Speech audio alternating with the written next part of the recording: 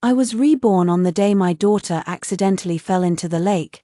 This time, I didn't cry or fuss, but leisurely let the maids bring tea and water, enjoying the scenery and having fun. It was only because in my previous life, I, who couldn't swim, desperately jumped into the lake to save my daughter, leaving me with a hidden illness that made me unable to have children, but my daughter still committed suicide.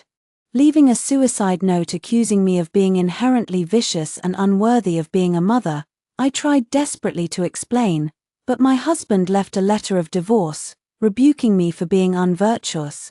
My mother-in-law dismissed all the servants in the house and made me do the laundry and cooking every day without rest. After a lifetime of atonement, I dragged my weak body to the capital to beg, praying for my husband's forgiveness, but I saw him supporting his beautiful, aging wife. And my long-dead daughter sweetly calls her mother. It turns out, my daughter's feigned death was just to make room for my husband's true love. My life has ultimately become a joke. Sick and dragging my broken body, I walked to the capital to find my husband, only to discover that he already had a new wife by his side, and the woman smiling at them like a spring blossom was actually my own daughter, who had long since died. I was filled with anger and rushed towards them like a madman to argue with them.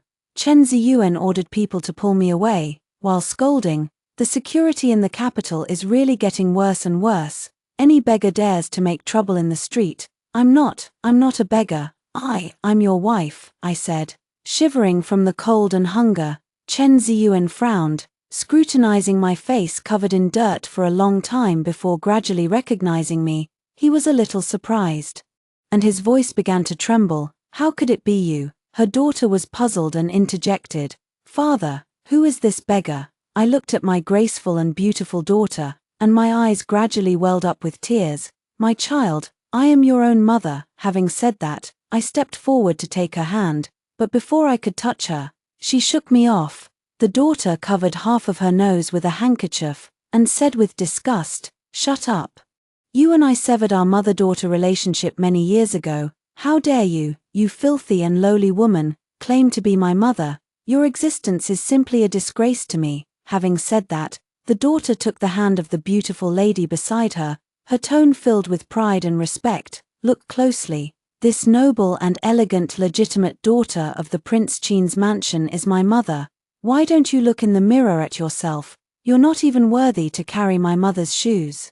Yet you dare to impersonate her here." The two smiled at each other, like a real mother and daughter. The unwillingness and anger in my heart churned, and I growled, "Impossible. This isn't real." I looked at my daughter's indifferent expression and rushed towards Chen Ziyuan, wanting an explanation from him. But in an instant, I was knocked away. I fell on the snow, spitting blood, and died with my eyes open. Chen Ziyuan's voice still faintly drifted in the wind. "There was a beggar rebellion in the capital, and they have been executed on the spot." Chapter 2. I died, with my eyes wide open in resentment. My soul drifts through the minister's mansion day after day. I saw Chen Ziyuan, with his white hair, applying makeup and combing his wife's hair, and my daughter personally washing their hands and cooking for them.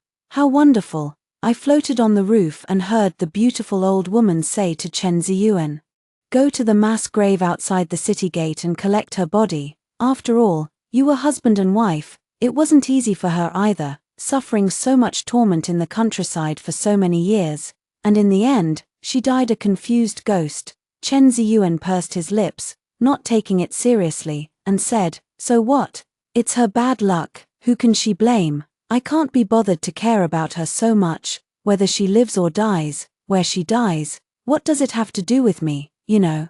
All these years, the only person I care about is you." The beautiful old woman's lips curled into a sweet smile upon hearing these words, but in an instant, she feigned a look of guilt and sadness, saying, "But in the end, we were the ones who wronged her, orchestrating a play together that made her a discarded woman and even snatching her daughter away. I still feel a little guilty." Chen Ziyuan reached out and wiped away the non-existent tears from the beautiful old woman's eyes, and said gently, "She was never good enough for me, and my daughter didn't like her either. I've wanted to divorce her for a long time, but I didn't expect such a flawed scam to fool her so completely. I guess she can only blame herself for being stupid." So, you and I are not to blame for this, it's all her own fault. Besides, it's her blessing to be able to sacrifice for our love, she should be grateful." With that, Chen Ziyuan embraced the beautiful old woman with deep affection. I floated in mid-air, as if struck by lightning, anger and resentment burning like wildfire. So, my daughter's drowning was just a carefully orchestrated hoax, so, I was just a sacrificial pawn in their love affair. What about my atonement over the years? What about the torment and humiliation I've suffered? I am not reconciled. They deceived me, schemed against me, and wasted my entire life. I will never let them go. Even as a ghost, I roared, my soul rushing towards them, wanting to drag them down to hell with me, but I was pulled back by a force. My soul trembled, blood tears streamed from my eyes, and I roared hideously, "I, Mu Shiyuan, am willing to exchange lifetimes of reincarnation, only wishing to be reborn once to settle this feud." Perhaps my sorrow moved the heavens, for in an instant, a golden light flew towards me. Black and white impermanence said to me, "Since you are so persistent, then let it be as you wish." Chapter 3, Opening my eyes again. I was reborn to the day my daughter accidentally fell into the lake. She struggled desperately in the water, shouting for help. At this time in my previous life, I heard my daughter's cries for help and jumped into the lake without hesitation, doing everything I could to lift her ashore. I had been submerged for a long time, filth pouring into my orifices, and unable to breathe. She kicked me even deeper. At the time, I thought she was just too flustered and couldn't control her movements. Looking back now, she clearly wanted me to never return. Fortunately, I held on until the servants arrived and rescued me, but I was still chilled to the bone, developed a hidden ailment, and was diagnosed as unable to conceive again, yet they still wouldn't let me go.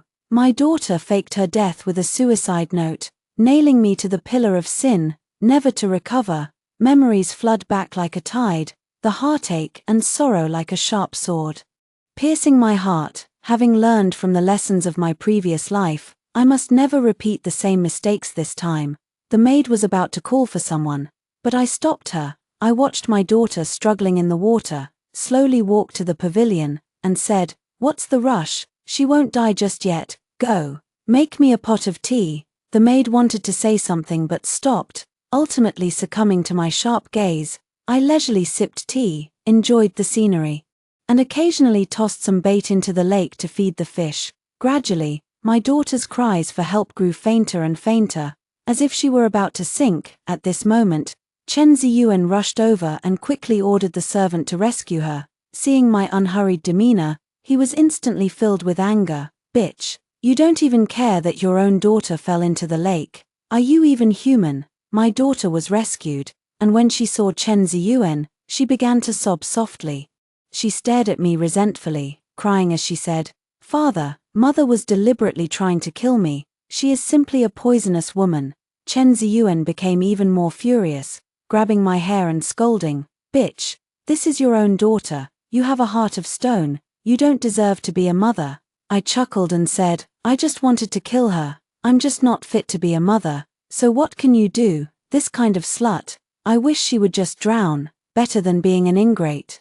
My daughter's eyes widened in disbelief, not understanding how the mother who used to dote on her had suddenly changed her personality. She threatened to die, crying and demanding to end her own life, which was exactly what I wanted. She dragged her weak body towards the pillar, all the while secretly observing my reaction. Chen Ziyuan, on the other hand, desperately pulled her back, softly comforting her. I held my teacup, amusedly watching this farce. My daughter's crying grew louder and louder, giving me a headache. Amidst everyone's frantic flurry, I walked up to my daughter and handed her a small knife with a smile. "Use this, it'll be quicker." My daughter looked at the knife, instantly forgetting to cry, choking back her sobs. Seeing my actions, Chen Ziyuan flew into a rage, cursing, "Bitch, what are you doing? Have you gone mad?" I put on an innocent look and said matter-of-factly, "Didn't she want to die? I'm just granting her wish." Chen Ziyuan was furious and immediately ordered the servants to tie me up, sternly saying, "The Mu family's wife disregards the life of the legitimate daughter, failing to save her from death. Take her to the ancestral hall and administer family law. The burly servants around him immediately surrounded me. I was dragged to the ancestral hall by the servants and given 50 heavy blows. Once, I groaned heavily, remembering how Chen Ziyuan took 100 lashes to marry me, and still smiled and said it wasn't painful. Twice, my clothes were already slightly torn, and I gradually recalled my childhood, when my little daughter said she would always love her mother. 3 times, I spat out a mouthful of blood, until I couldn't even speak. Chen Ziyuan told them to stop. You will kneel in the ancestral hall and reflect on your mistakes before the ancestors. I lay on the ground, bloody and battered, tears streaming down my face. Yet I couldn't help but let out a soft chuckle. Mistake? What mistake have I made? Is it wrong of me to be devoted to my husband, to love my daughter as a treasure, to be filial to my in-laws, and to manage the household affairs diligently? I tore the women's precepts placed in the ancestral hall to shreds. To hell with marrying into a family and obeying the husband, and women being humble and weak. From now on, I will live only for myself. The next morning, as soon as I opened my eyes, I saw my parents-in-law and Chen Ziyuan sitting high in the main seats of the ancestral hall, with the elders of the Chen family clan sitting below. The scene was like a government court in session. What's meant to come will eventually come. It was here in my past life that Chen Ziyuan seized all of my family's property, divorced me, and Chen's parents took the opportunity to demote me to a servant, ordering me to wash clothes, cook, and tormenting me every day. Chen moos. Do you know your mistake? Chapter 4. I sneered and said, I am a dull person, and I really don't know what I did wrong. The elders of the clan were furious at my arrogant attitude. To stand by and watch your own daughter die, to contradict your husband, and to remain unrepentant until death, is that not wrong? As everyone knows, I can't swim. Jumping into the pond would only cost me my life for nothing. It's better to wait for someone to save me. Do you elders think my life is unimportant? As long as the child is okay. The elders were so angry that they glared at me, scolding me for sophistry. Seeing this, Mother Chen said angrily, such a cruel woman cannot stay in the Chen family. We should divorce her. After saying that, Chen's mother looked at me provocatively, her eyes seeming to say, see if you're afraid. Looking at their superior attitude, I said forcefully, only divorce is possible, dreaming of dismissing me. In addition, I want to take away all the dowry I brought. Everyone present changed their expressions upon hearing this. Chen Ziyuan finally reacted as well. He roared at me, enraged and humiliated. Do you know what you're saying? Who would want you, an old, faded, childbearing woman, after a divorce? Don't end up squandering your dowry and begging for food, only to have people say the Chen family is heartless. I coldly pushed away Chen Ziyuan's hand. I don't need you to worry about that. I would rather beg for food than be with a despicable and shameless person like you. Seeing me insult her son, Chen's mother immediately rushed up, yelling, my son has kindly taken you in, a fatherless and motherless orphan, for so many years, providing you with food and clothing, and even marrying you. You don't know how to be grateful, and you even call him despicable and shameless. I think you are the ungrateful one, after doing so many evil things. You still want to use divorce to save face. You're dreaming. You only deserve to leave with nothing. Chapter 5. I coldly swept my gaze across the room, every face filled with greed and shamelessness. I said in a cold voice, in that case, let's go to the authorities. Let the government officials properly decide where my dowry should go, and while they're at it, let them thoroughly investigate what exactly happened with my daughter falling into the water. As soon as these words came out, the faces of Chen's parents and Chen Ziyuan turned pale, their expressions full of guilt. How did you know? Sure enough, this was a trap they had set together. Before Chen's mother could finish speaking, Chen Ziyuan pulled her back. Chen Ziyuan silently scrutinized me, and finally sighed, must you always make such a scene? Have you completely disregarded our years of marriage? He shouldn't have said anything, because as soon as he did, I was consumed with anger. Chen Ziyuan and I have been married for 7 years, and we once had sweet, intimate moments, but in the end, he abandoned me to hell for money and position, thinking of everything from my past life. I wish I could devour his flesh and drink his blood, I furiously smashed the jade pendant he had given me as a token of love, and pulled out a small knife from behind. Holding it to his neck, I roared, "You heartless family of jackals, wolves, tigers, and leopards, coveting my family's wealth, and also desiring noble ladies from prestigious families, setting such a vicious trap for me.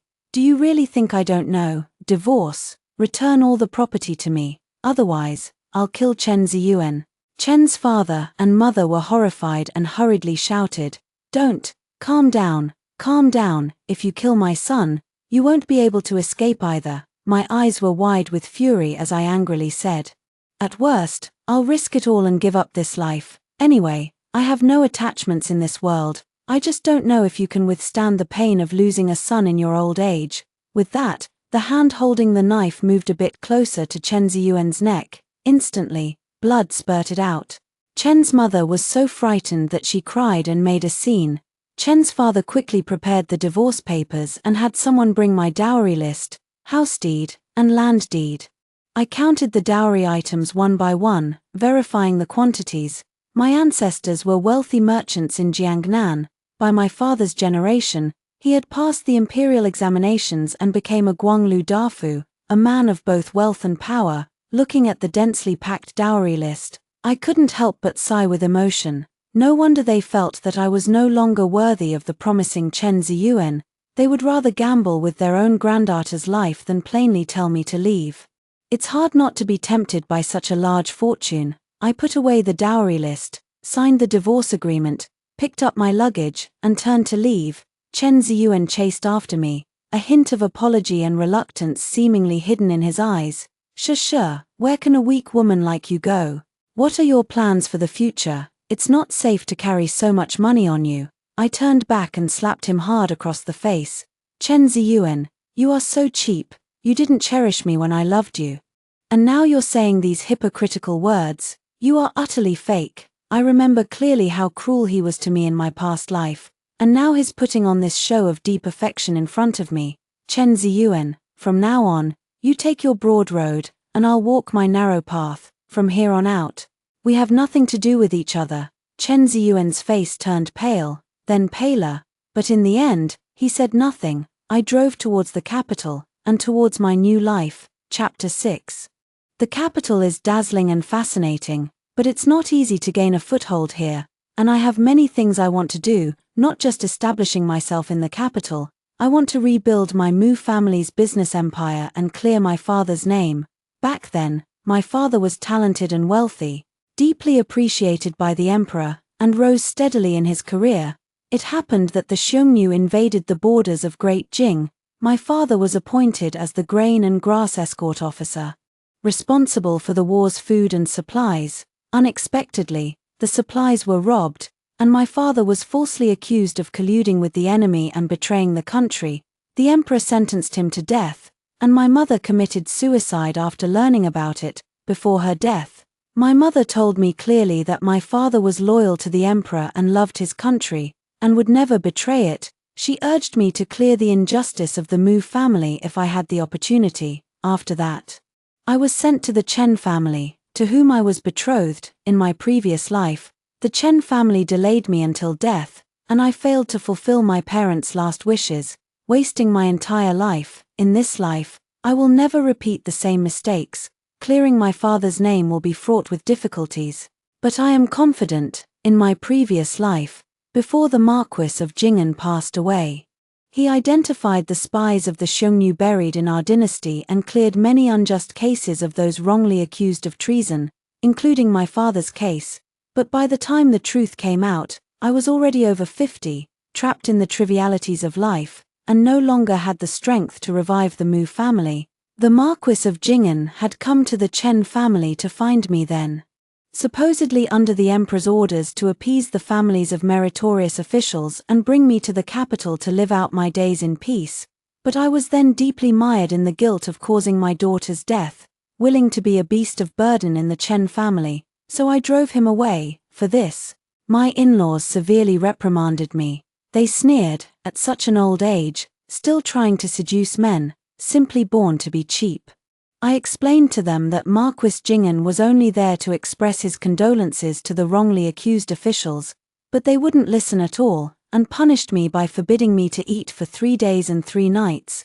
Thinking back to this, I shook my head and smiled bitterly to myself, thinking that I was truly foolish and easily bullied in my previous life. Now that God has given me a chance to start over, I must seize it. Chapter 7. The property deeds in my dowry are all over the country, and there are many in the capital. I plan to open a restaurant in the bustling area of the capital.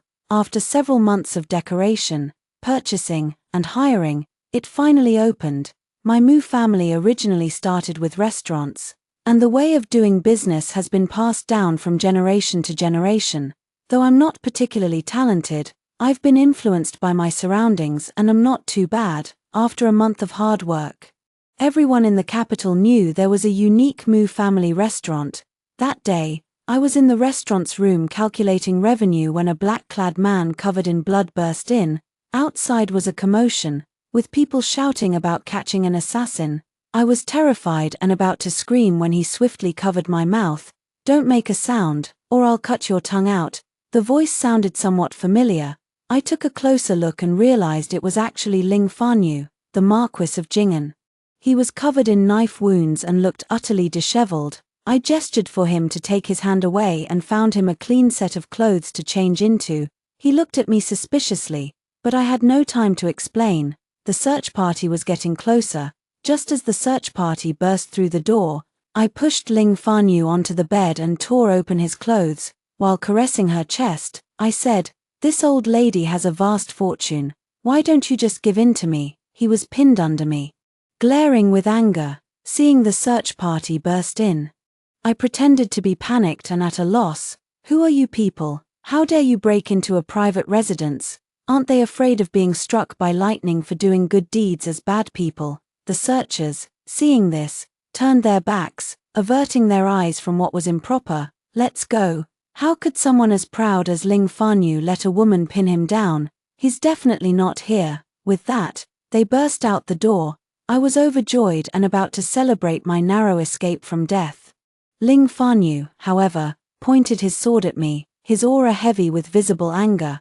"Are you courting death?" I moved the sword away from me, sat on the table, and drank tea. "I just saved you. You can't be this ungrateful. Extraordinary times call for extraordinary measures. I'm a girl and I'm not shy. Why are you being so coy as a grown man? You're shameless." I watched Ling Fanyu's face turn red, and I was tempted to tease him. "Lord, could it be that you're shy?" Upon hearing this, Ling Fanyu's face turned even redder, almost as if it would drip blood, and he said in a fit of embarrassment and anger, "What nonsense are you spouting?" After a long while, he finally calmed down and stared at me, asking, "How did you know I was the Marquis of Jingen, and why are you helping me?" Upon hearing this, I immediately knelt down and pleaded, "I am Mu Shusha, the daughter of the former Grand Master of Temple, Mu Jiao. I implore you, Marquis, to clear my father's name as soon as possible and restore his innocence." Ling Fanyu, upon hearing this, looked at me with a complex expression, seemingly hiding some pity and reluctance. He helped me up, his tone tinged with impatience.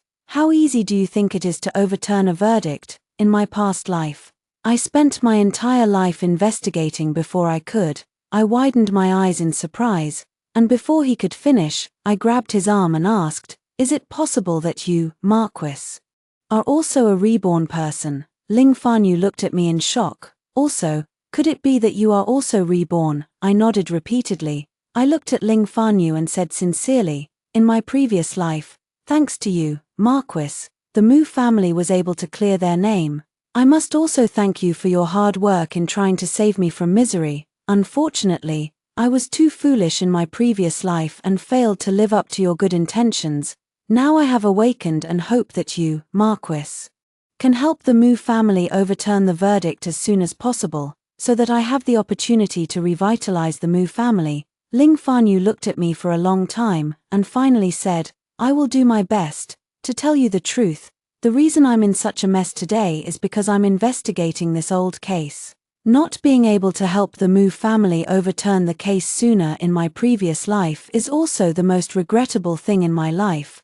I was a little puzzled. But Ling Fanyu didn't want to say more, so I had to shut up. My injury can't be discovered by others. I'm afraid I'll have to stay with you for a while. I was eager to overturn the case and grateful for everything he had done, so naturally there was no reason to refuse. Stay here and rest assured. I will hire the best doctor to treat your injury, and I will also supervise you to change your medicine on time until you recover. In the following days, Ling Fanyu hid in my tavern to recuperate while investigating the old case. At first, I only knew that this matter was a frame-up by spies hidden by the Xiongnu, but I didn't know how dangerous it would be to carry it out. I heard Ling Fanyu say that this spy had actually become a high-ranking official in the court and was deeply valued by the emperor. The emperor hated those who had betrayed the country by colluding with the enemy and would not allow anyone to intercede for them. So Ling Fanyu had to investigate secretly. I curiously asked Lin Fanyu. He was originally a marquis of the dynasty, living in luxury, with high status and power. Why would he risk investigating these false and unjust cases of treason? He said to me, someone once told him, no matter how difficult it is, the world will eventually give justice seekers the truth. He spoke gently, with light and love in his eyes. I think this is a beautiful story in his heart. Ling Fanyu was originally a kind and upright person. Chapter 8. Not long after, I heard the news of the new top scholar getting married. It seems that in this life, Chen Ziyuan still married that woman. I originally wanted us to live our own lives in peace, but some people just have to push their luck. Chen Ziyuan's wedding, instead of hiring a chef to cook at home, he insisted on booking a banquet at my restaurant. He led his new wife, and my daughter, into the restaurant, flaunting their happiness. Look at you now, going out and showing your face every day. Do you even resemble a respectable family's daughter anymore? If you just lower your head, admit your mistake, and kneel down to beg for forgiveness, Zhao Yi is a noble lady from a distinguished family and won't hold it against you. Naturally, she'll still allow you to be a concubine. My daughter also looked at me with disdain and said, Father and mother have already given you a way out, why aren't you taking it?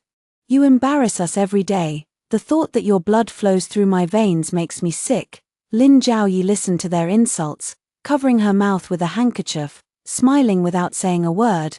I picked up the teacup and threw it at this hypocritical family, cursing, "Pooey, a bunch of rotten-hearted bitches. I'm doing well now, no need for you to worry. Still want me to be a concubine? Your Chen family's den of wolves and tigers can only fool ignorant girls." As if anyone still wants to go in, I looked coldly at the daughter I had raised since she was a child, and scolded her with a chilling heart. Even crows know to feed back, but you don't recognize the kindness of birth. You're worse than animals. From today onwards, we sever our mother-daughter relationship and will have nothing more to do with each other. Seeing this, Lin Zhaoyi laughed and said, Wish Lang, your ex-wife is truly debasing herself.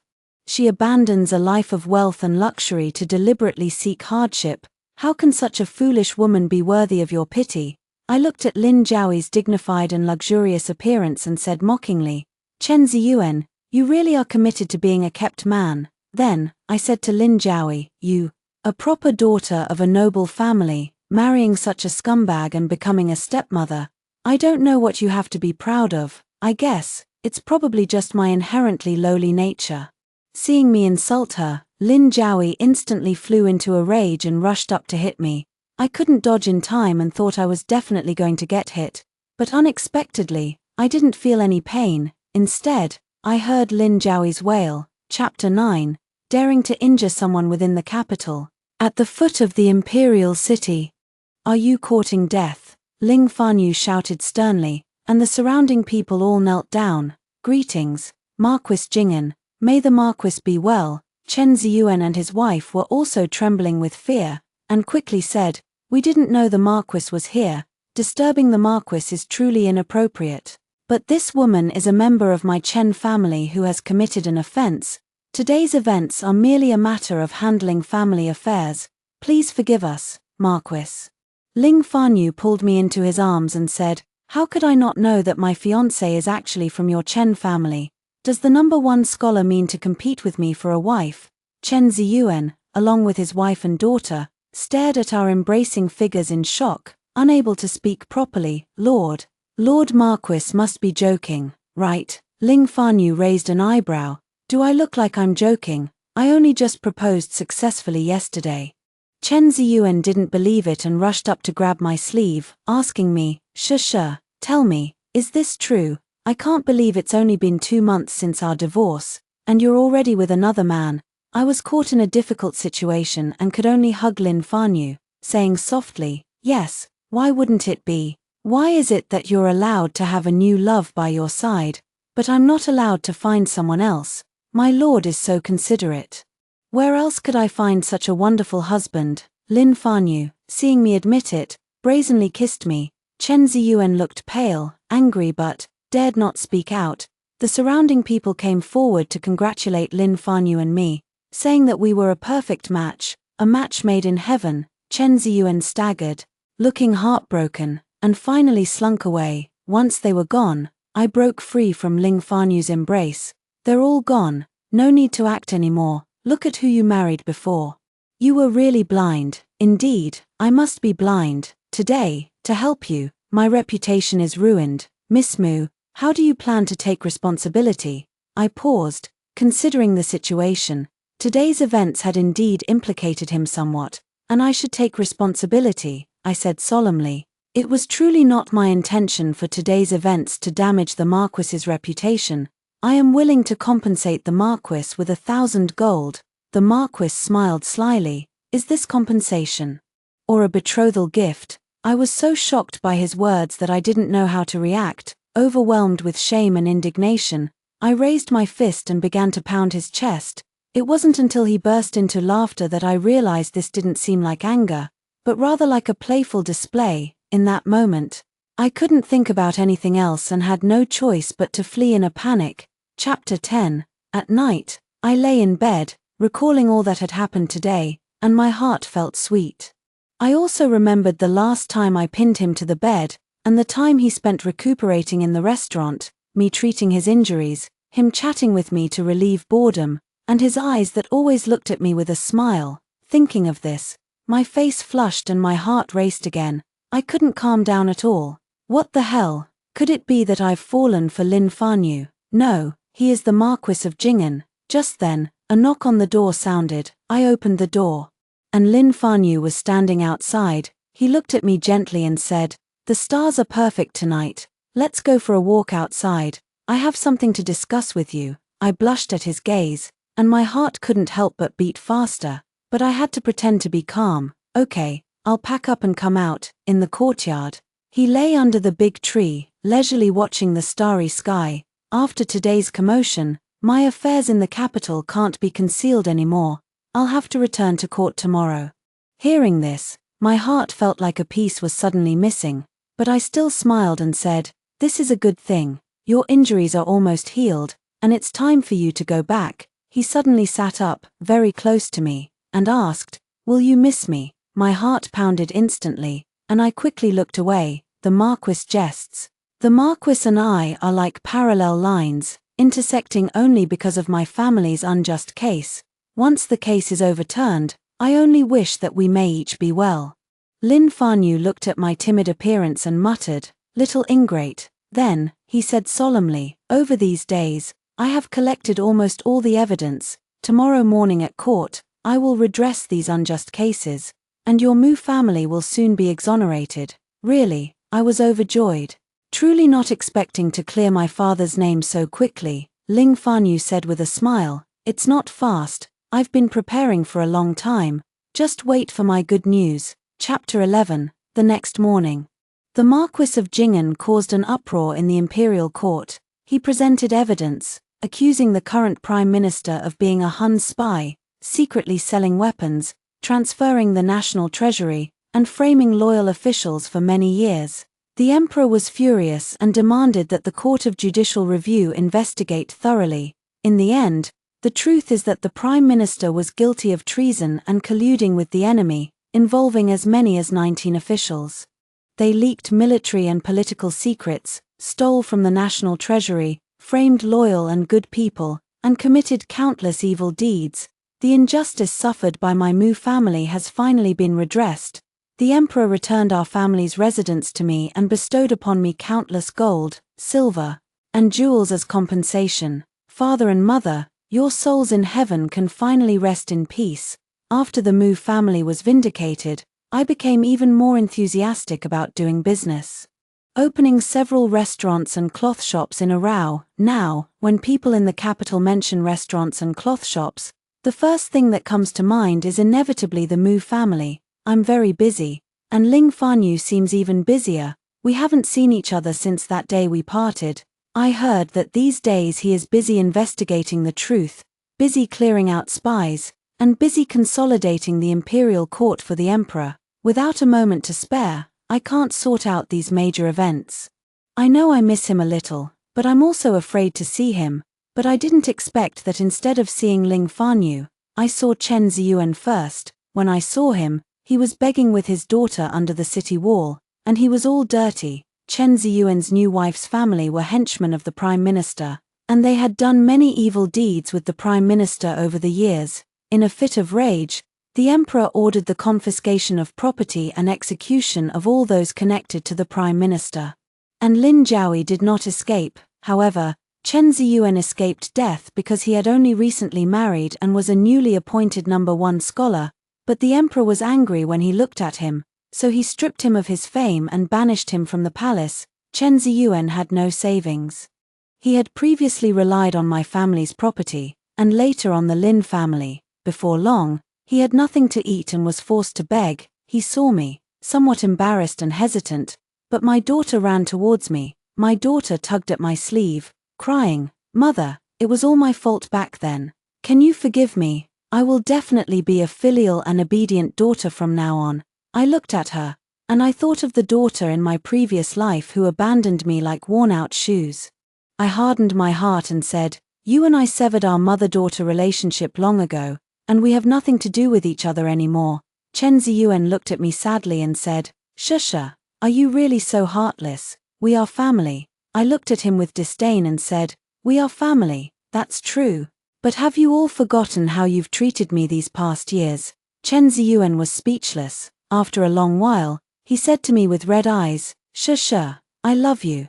I was just blinded by wealth and status, which led me to do so many wrong things. I'm sorry for what I've done to you, but after so many years of being together, I don't believe you can really let go so quickly. Can you give me one more chance? Let's live a good life as a family, and I'll make up for everything I've done to you in the past." I pushed away Chen Ziyuan's hand that was tugging at my sleeve. "It's too late.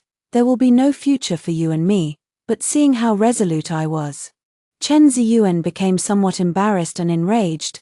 "Are you so unwilling because of that Marquis Jing'an?" I heard Jing'an Marquis, and resisted even more fiercely. Seeing this, Chen Ziyuan told his daughter to hug my legs tightly, while he restrained my upper body. The two of them half carried and half dragged me, trying to pull me into the deserted bushes. "Shusha, have you forgotten that you are my woman? You were before, and you will be in the future. There is no possibility between you and that Jing'an Marquis. I will completely cut off your thoughts about that Jing'an Marquis now." As he finished speaking, he tore my clothes, exposing my bare shoulders. If he were to humiliate me like this again, I would rather die. Just when I thought I couldn't escape this calamity and had to break the situation with death, Ling Fanyu arrived. Chapter 12. He kicked Chen Ziyuan and his daughter away, and put clothes on me. He grabbed Chen Ziyuan and punched him to death. "What do you think you are? You've fallen to this point and you still dare to cause trouble for Shusha? Listen up. Shusha was personally betrothed to me by the emperor to be the Princess Jing'an. She is my wife, Lin Fanyu. If you dare to provoke her again in the future, I'll take your dog's life." I looked at Ling Fanyu's angry appearance, afraid that he would really beat someone to death, and quickly pulled him away. When I returned to the restaurant, I realized that I had been holding his hand the whole time, and I suddenly felt a little embarrassed, but recalling what just happened, I felt a little worried again. Why did you really hit him like you were trying to kill him? What if you had actually killed him? So what if he died? He dared to bully you like that. Killing him would be letting him off easy. What? Are you feeling sorry for him? It's not that I feel sorry for him, I'm worried about you. Even though you're a marquis, you'll still be punished for killing someone for no reason.